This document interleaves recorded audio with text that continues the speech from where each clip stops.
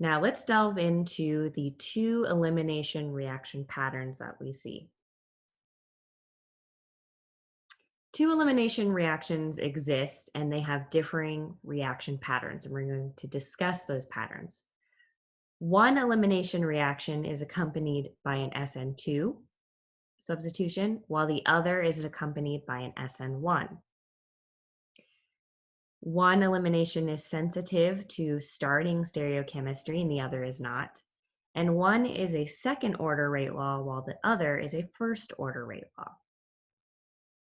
What we see when delving into types of eliminations is that, firstly, the type of base that is used can influence the product that you obtain. So, for example, if you start with a strong base like sodium ethoxide, you end up with two alkene products. In this example here, we're removing our bromine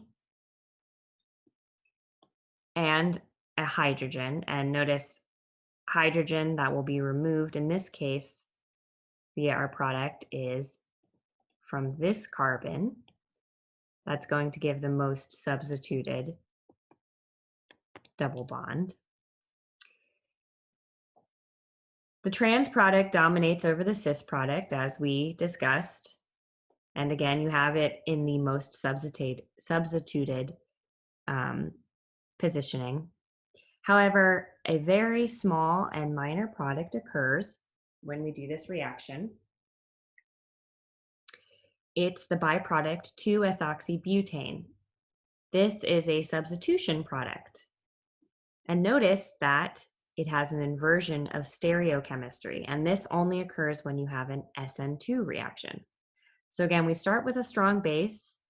We get the normal elimination products we would assume, which is most substituted double bond in the trans position, but we also get a minor amount of this SN2 product, substitution product. However, if we start with the same starting material, but we use a weak base, this time it's water. Water can act as an acid or a base. It's weak, it's neutral. And we heat the reaction. We again get elimination products, the products you would assume, again, the most substituted double bond formation that is in the trans position. However, the minor products here are actually a mixture of substituted products, and they're a mixture of enantiomers. So thus, we actually have a mixture of retention and inversion of a stereocenter, which means that this went through an SN1 process. So weak base this time, and instead we get an SN1 side product, a minor product, but a small amount nonetheless. So interesting, one strong base, you get an SN2 byproduct, weak base, you get an SN1 byproduct.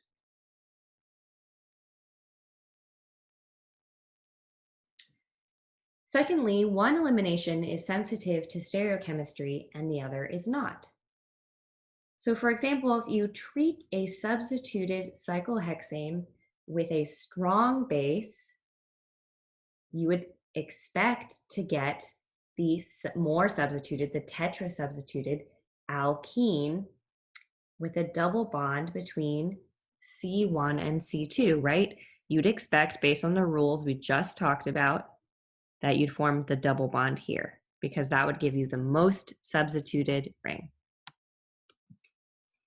However, we actually see that it does not follow Zaitsev's rule in this case when a strong base is added in heat and instead forms this product.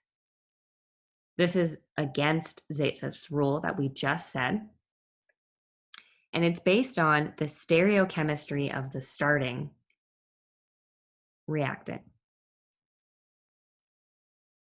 So if you dissolve the same reactant, the exact same reactant in water and you heat it, you do get the tetrasubstituted alkene. The alkene you would think you would get as the major product, the one that follows Zaitsev's rule.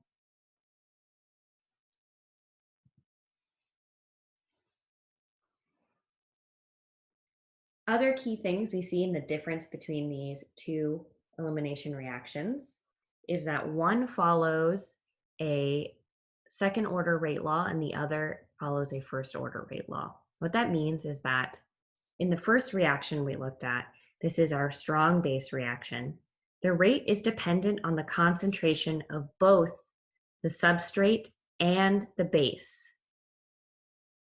So that means that just like when we talked about our substitution reactions, the rate is controlled by two things, which is how much reactant there is and how much base there is. So note that if we double the concentration of either the substrate or the base, the rate doubles.